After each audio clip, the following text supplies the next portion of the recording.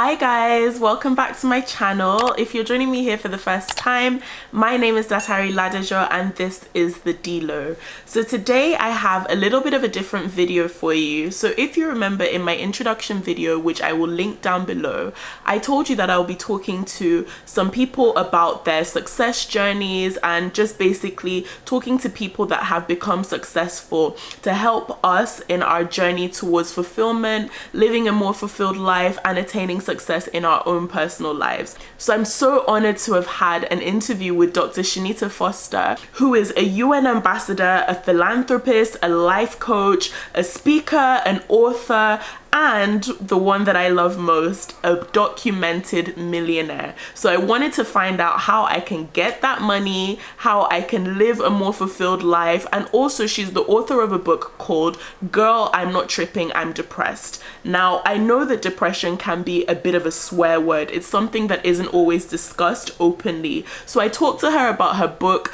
how she dealt with depression, and some things that we can use in our lives to help us practice self-care and to just make sure that our mental health is prioritized. So if you're interested in finding out how to better your life, please do stick around till the end of the interview. It is really good, I promise. We talk about everything from self-care, depression, love and relationships, and getting that money. So enjoy.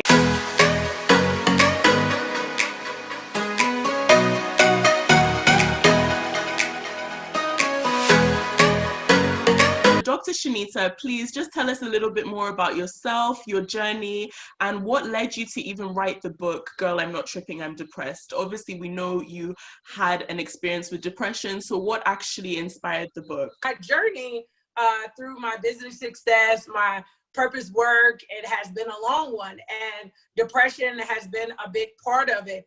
The reason I decided to write the book is because I think it's taboo. It's not just taboo in America. Now, in America, they're beginning to talk about it more. You know, they're talking about Black mental health.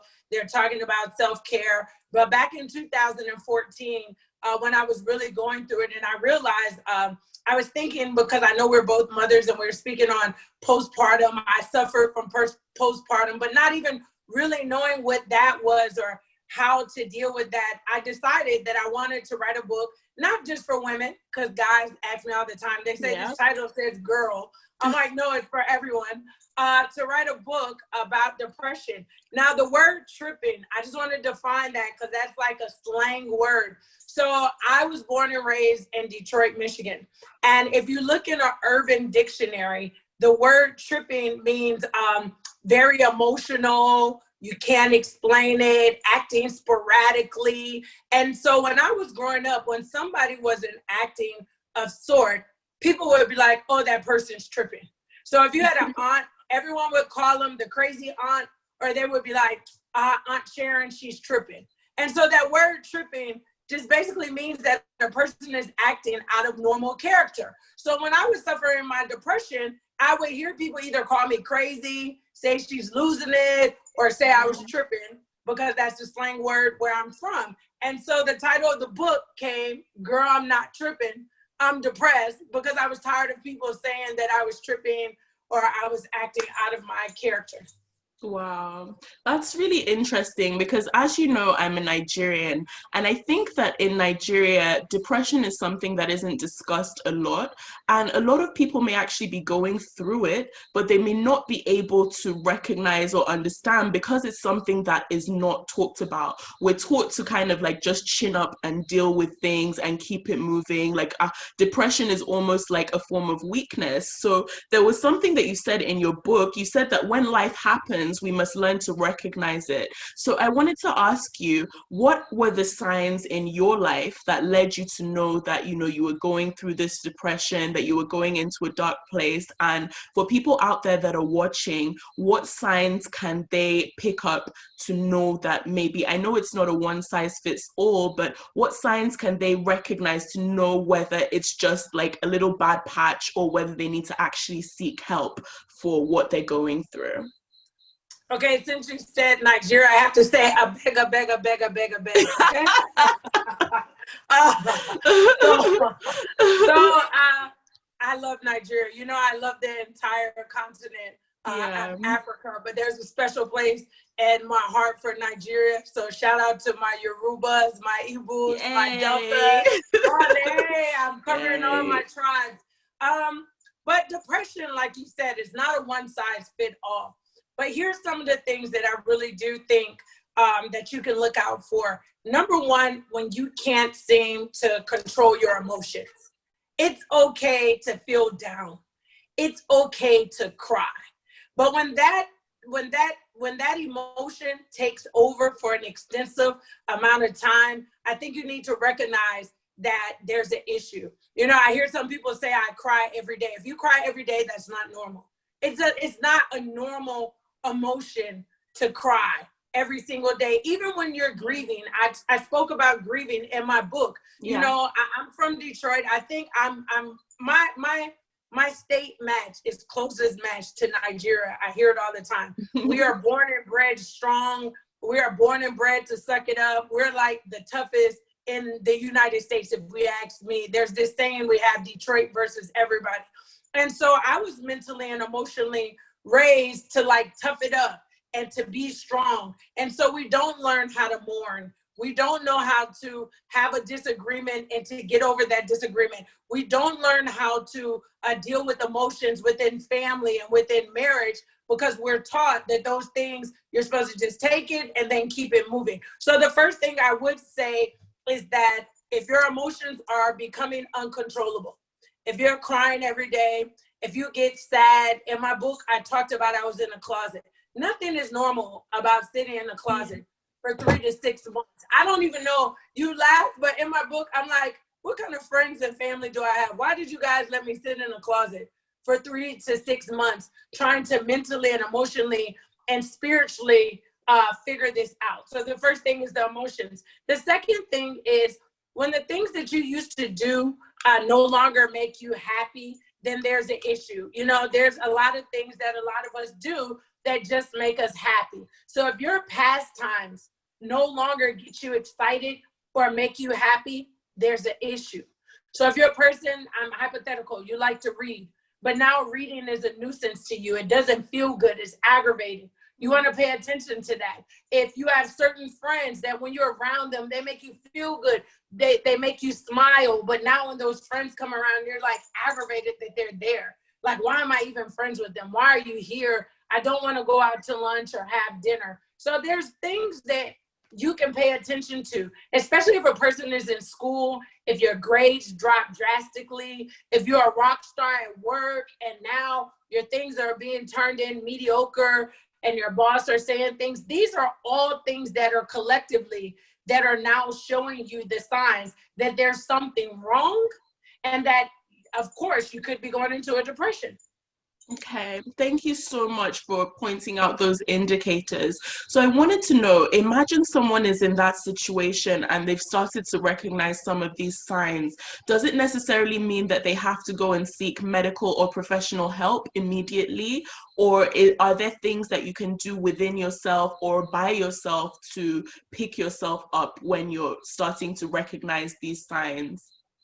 Okay, so there's multiple layers to depression, I think, and how people should handle it. Okay, so I'm going to try to touch on each thing because when I speak, I want to speak to everyone. So the first thing is, I would say tap into your religious beliefs. I can only speak on being a Christian because I am a Christian, but shout out to all my Muslims and my Buddhist friends. I respect all religions. So I would say, firstly, start with your inner spirit.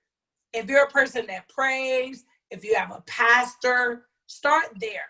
If you start with your spiritual being, meaning I'm praying, I'm fasting, I'm talking to my pastor, but I'm still in this space, it's time for us to take it to another level. So that's the first thing when you talk about spiritually, because I spoke to a lot of pastors, prophets, bishops, people all over the world. And although we're very strong in our spiritual sense, oftentimes people do actually need sometimes medical attention or psychiatric attention to go along with what it is that they're doing. So that's just starting spiritually. Now, mentally and emotionally, if you're not sure and you're saying, okay, what can I do for myself? What can I do to maybe change up how I feel to make sure I don't need professional help. Number one, I would get an accountability partner. An accountability partner is someone that you really trust, even outside of a pastor. Maybe find a friend or find someone from not necessarily a counselor, but a group, maybe a help group. And that is the person that you can kind of begin to say, this is how I feel, and I don't want to feel this way for an extensive amount of time.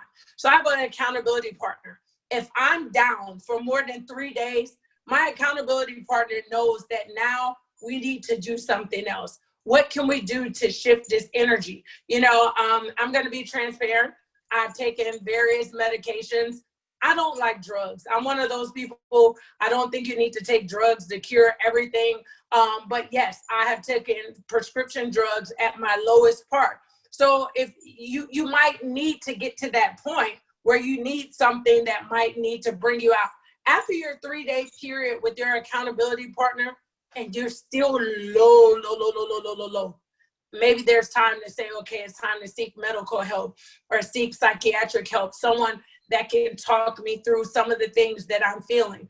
Another thing that you can do is you can try to switch up your routine. Whatever your routine is, you have to try to switch it up. Even like I love Nigerian food. So I eat okra soup almost every day, pounded yam. But if I'm down, if I'm in my low space, you want to try to switch up things in your routine to see if you can switch it up and change the outcome of your emotions. Food is very emotional. I talk about it in my book. Yeah. So the simplest thing, if you cannot even switch your food and feel better, then there might be an issue there. Self-care, taking out time for yourself. You know, the biggest misconception globally is that if you birth a child into this world, that child deserves all of your time, all of your attention, all of your emotions. And I simply don't think that that is true. And a lot of people are made to feel guilty if they say, I need just some time for myself. So now I'm speaking to the women. If you feel like you're going low, another thing that you can do is some self-care. Take some time for yourself. You need to have that conversation with your mom, your go-go, your grandmother, an auntie, a friend to say, listen, I'm feeling low. I'm not quite sure, but I want to pull myself out of this. I need some time by myself. Can you take my children or can you take my child? Give me a day to figure out, is it just I'm fatigued, if I'm just tired? Because oftentimes our emotions arise when we're simply tired. If I'm tired, I'm mean, I'm nasty, I'm aggravated, I'm short-tempered. If I'm super tired, I cry. So now people are like, why are you crying for no reason? And then people just want to say, oh, she's in a depression. No, that's not necessarily a depression. Yeah. I'm tired. I need some time by myself. So that's another thing I think that you can do is take time out for yourself. So what do you personally do when you need to take time out for yourself? What are the things that you do to practice self-care or, you know, to just kind of like get yourself back when you're going through these kind of phases or when any of us are going through these kind of phases? Like, we just want to get some examples. The first thing you're going to laugh is sleep. No, okay. I'm so serious. I'm so serious. No. I want those people sometimes I'm like, if I go to sleep and I wake up, will it go away? I feel like my depression oftentimes is just tied to being burnt down and tired. So I do my best, my absolute best, even if it's just once a week, to take out time for myself to just decompress. No TV, no phone, no internet. It's just me, a room, and a bed. Just to sleep. Once I get some good sleep, I mean like uninterrupted 8 hours of sleep, sometimes more. Another thing that I do for my own personal self-care is I try to go and I try to have meals by myself, uninterrupted. Again, people think I'm silly. Food is tied to emotion. I've done so much research on it. Again, that's how people become overweight. And that's how people become, you know, anorexic and different things. And you think, how can this happen? It's tied around food. Food can be very emotional. So for self-care for me is oftentimes just going and having a meal absolutely positively by myself. Another thing that I do is I get massages. I learned this on the continent of Africa. Oh my gosh. My friends in South Africa, they get massages, okay? Here in America, it's like a luxury. Birthday, anniversary, Valentine's Day is not a part of people's self-care ritual. But getting a massage releases the tension within your body that you might not even have. There's times I've gotten massages and my hands hurt. Like, how does a person's hands hurt? I don't even do like labor work with my hands. Yeah. My hands are so tensed up. So getting a massage. Another thing for me is writing my feelings. Writing down my feelings and acknowledging my feelings, even if I don't share with another person. Again, we come from those strong tribes, Detroit, Nigerians, where oftentimes we aren't able to speak to our significant other, boyfriend, girlfriend, husband, to tell them how we feel. Or even sometimes, depending on your culture, you can't even tell your mother, I don't like you today, or you did something that I don't agree with. And so now you have to sit with these things, because culturally we're taught, honor that mother, that father. How do you tell your mother, I don't like you for the day? Yeah. So, writing out emotions, writing out and recognizing how you feel is self-care to me. And then last but not least, to bring myself back centered, just meditating. I teach the people that I coach and I talk to. Sometimes meditation, people think, especially if you're a spiritual or a Christian person, you want to play all this church music while you're trying to meditate and bring yourself centered. And unfortunately, again, speaking on my religion, music is tied into the Holy Spirit and how you feel.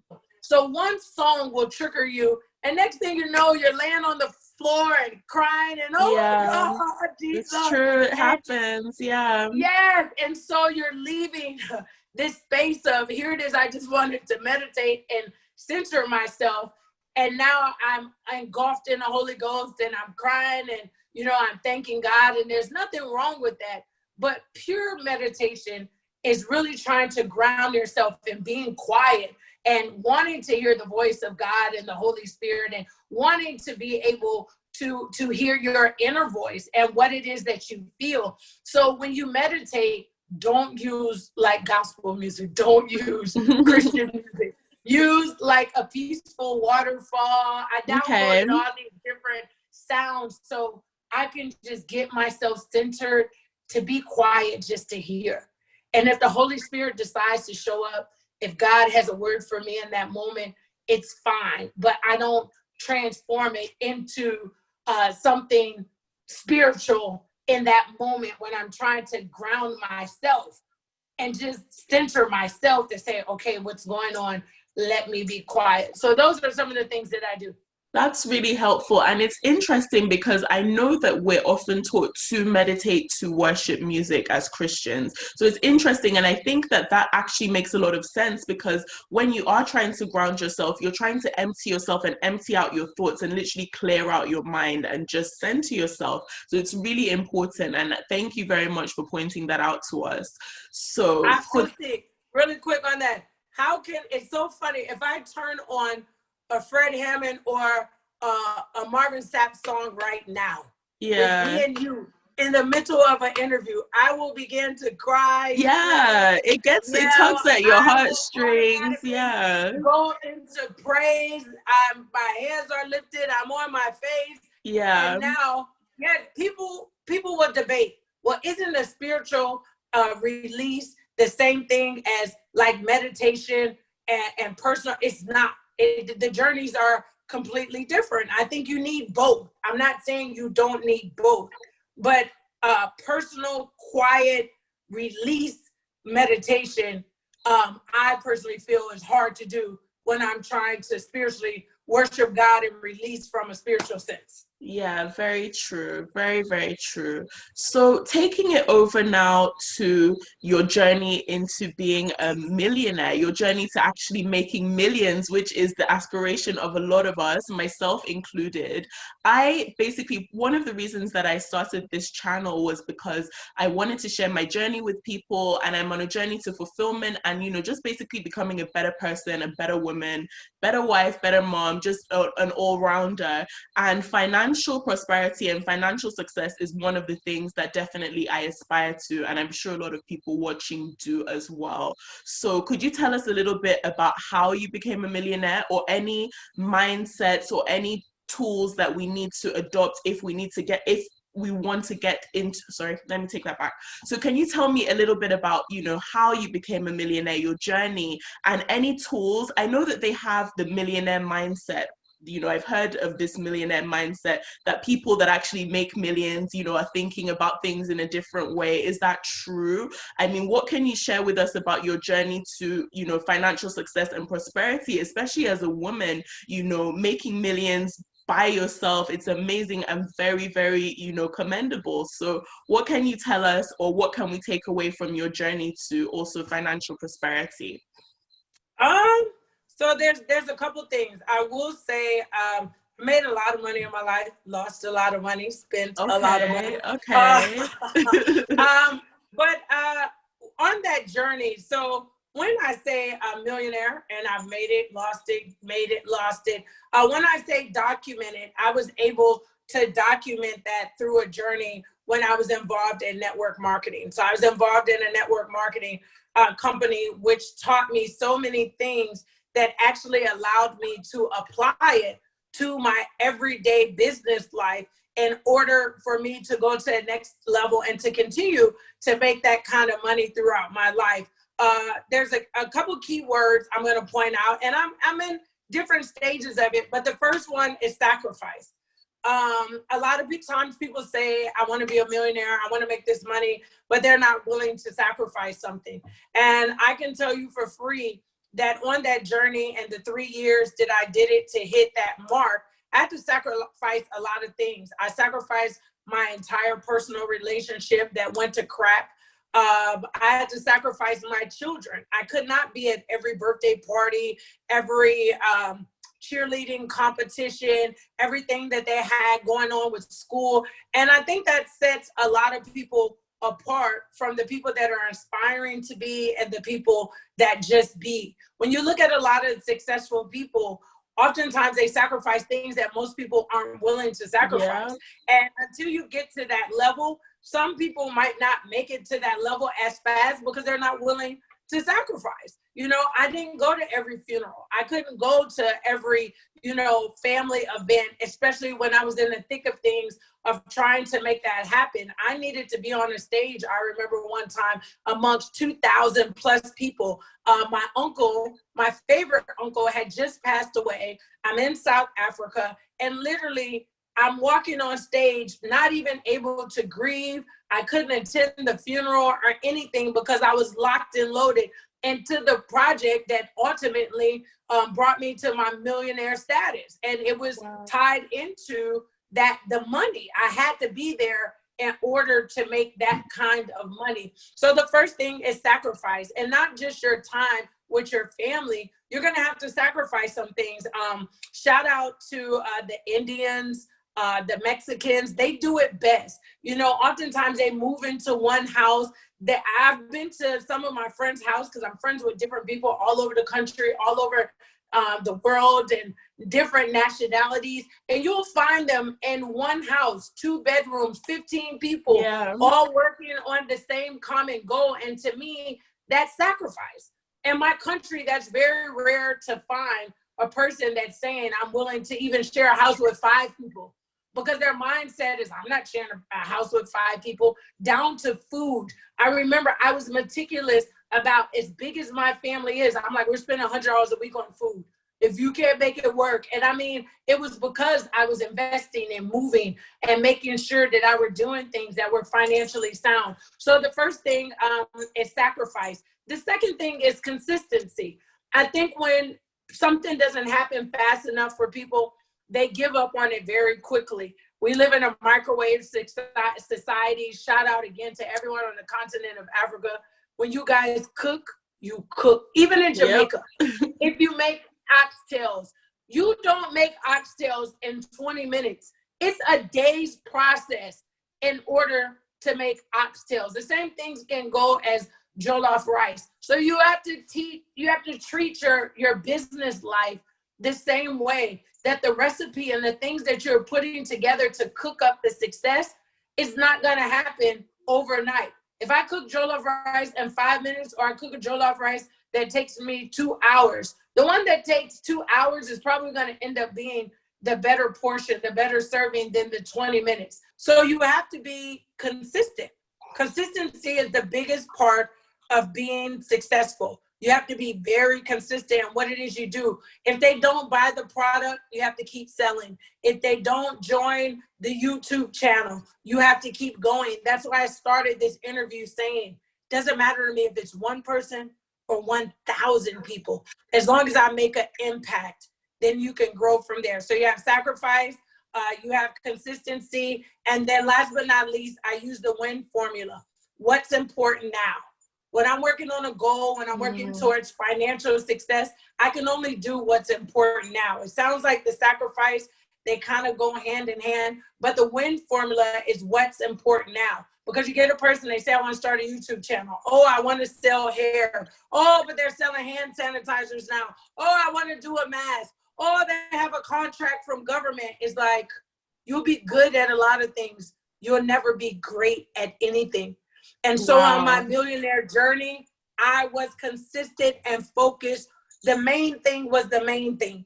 And once I got good and that was fine and that was okay, I moved on to something else. And some people don't understand that, because now when you meet me, they're like, but you do real estate, you do liquid lipo, you do coaching, you do speaking, you do philanthropy, you're an author.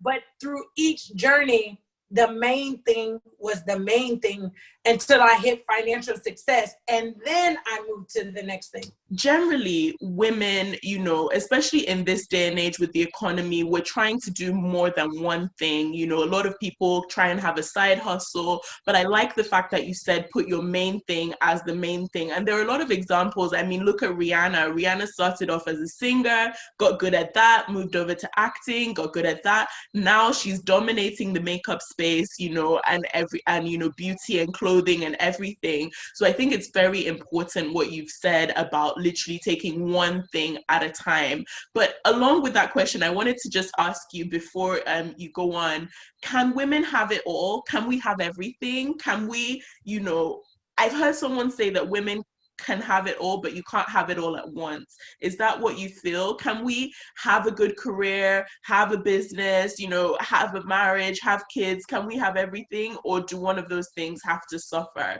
for the other one to thrive? So I'm going to answer that, but I want to make sure I make it clear when I say stick to one thing. Meaning, okay, say for instance, you have a job, but you're working on your dream thing. You need the job to pay for your lights, your gas, your food. I got it.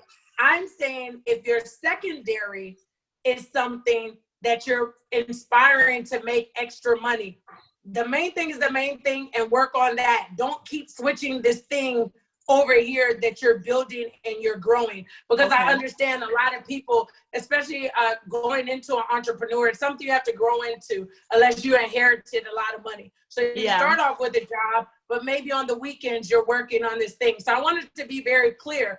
Yeah, be great at your job, but I'm saying the entrepreneur journey, stay consistent in that. Now, can you have it all? I believe you can have it all. Having it all, I love that. Amazing communication, marrying the right partner, or being in relationship with the right person. Oftentimes people get into relationships. I see it all the time, especially culturally, Nigeria, South Africa, Zimbabwe. I'm friends with all of those people, where you're not asking the right long-term questions. Oftentimes we have women that are marrying men that only want to stay home mom. 5 years into this relationship, now you're saying, I want to be independent. I want to get a job. I want to start a business. But that was never part of the man's mental plan. I believe that you can't switch it up in the middle. Yeah. Although I'm very what's the word I want to use? Submissive. Although I'm very submissive and I love a man being the head of the household and all of those things, communication has to be there along this journey. In order for a woman to have it all, she's going to have a great team that plays along with her. So it has to be all the surrounding parts, all of the people that are willing to work and to adjust in what it is that you're doing. Like I said, you can't be mommy every day if we're talking about being a successful person. No one's talking about Beyonce has like 4 nannies. She can afford 4 nannies, but in order to be Beyonce, she needs 4 nannies. It's just what it is. So no one in her inner circle is saying, Beyonce, you don't hold your own baby. Beyonce, you're not feeding your own child. It's like she does sometimes, but in order for her to be successful, she has to have that leeway and that team to be around her. To have it all, you have to have people around you that are secure. As women, we're powerful, we're dominant. Our words have power. But especially on the continent of Africa, like you said, you're speaking to Nigerians. I'm speaking to Nigerians and South Africans and all of my friends. You have to kind of find a balance that if you are strong in the workplace, how can you be humble and submissive at home? One of my favorite shows is The Governor, and it's a Nigerian TV show. Yes, and an Ebony Life, yeah. And when she comes home, her husband wants his wife. And she's not acting that way. And so at one point in the TV show, he goes, "Your Excellency." She's like, "Stop saying that." And he's like, "No, Your Excellency." And he was basically saying that you're bringing who you are to the outside world into our house. And so as women, we can have it all, but we have to learn that with balance, there is no balance. And you have to play this game of life with people that want to play and want to play by the same rules that you are.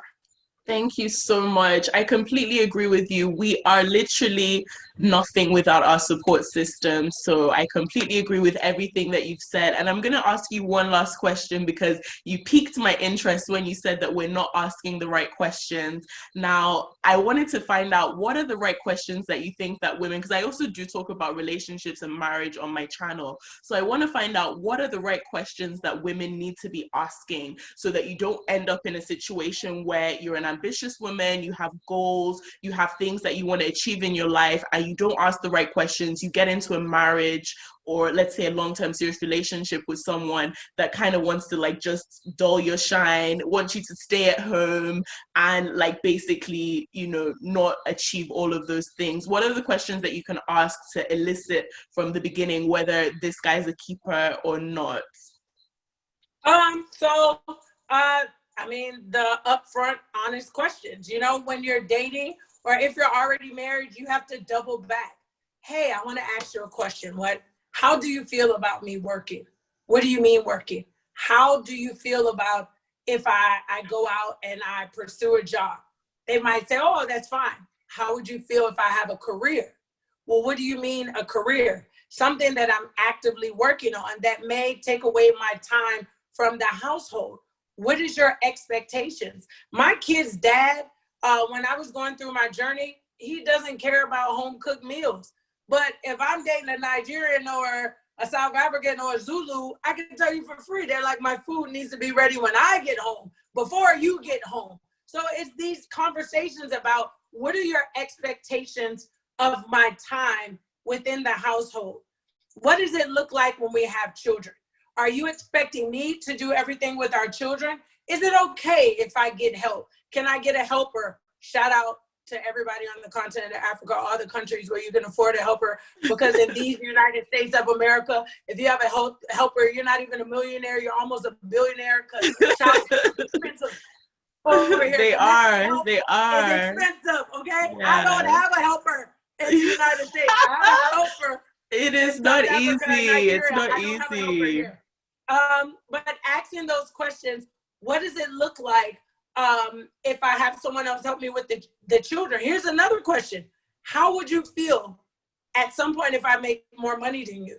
Some men will say, I would never be with a woman that makes more money than me. This is a true story.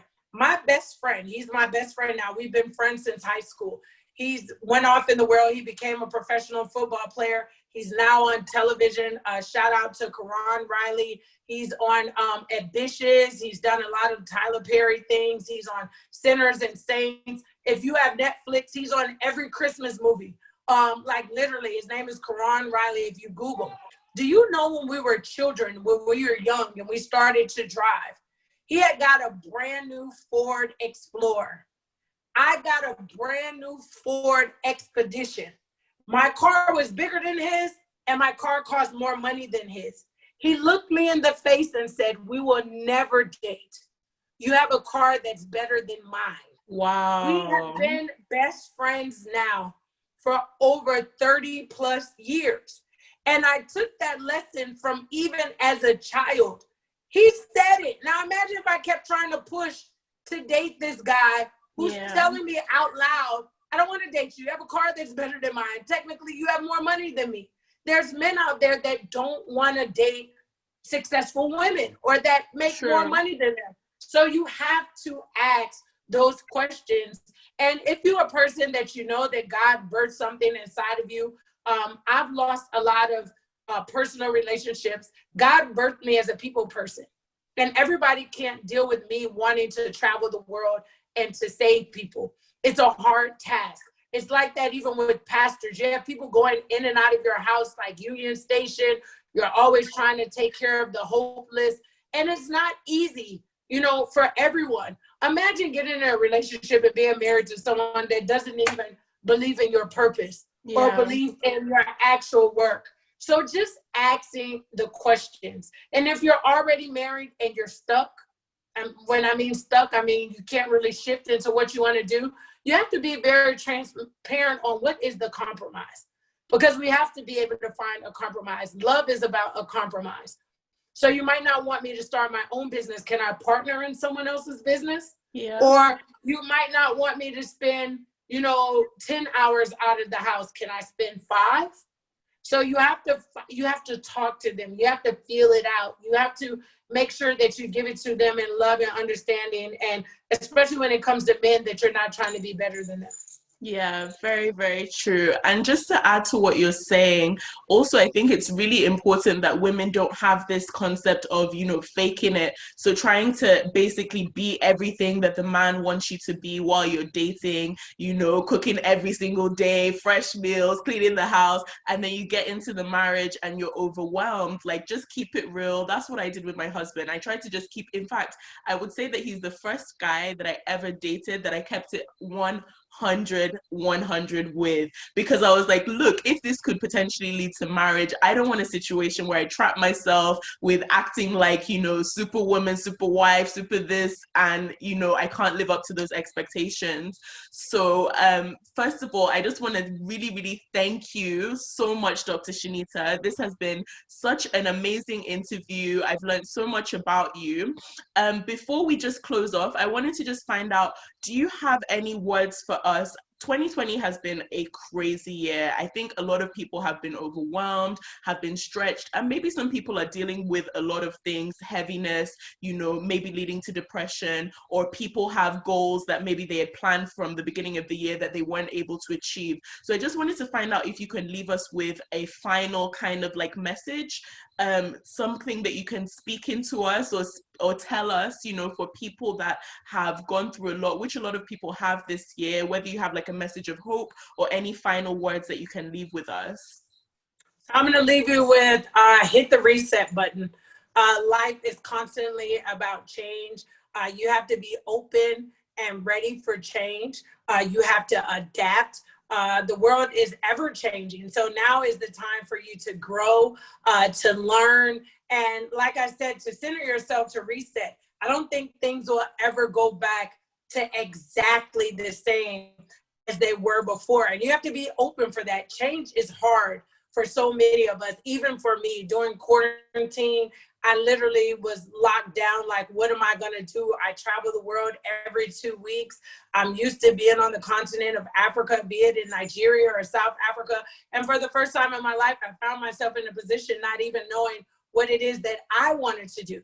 But what helped me is, number one, again, I'm going spiritual, knowing and believing the God that we serve.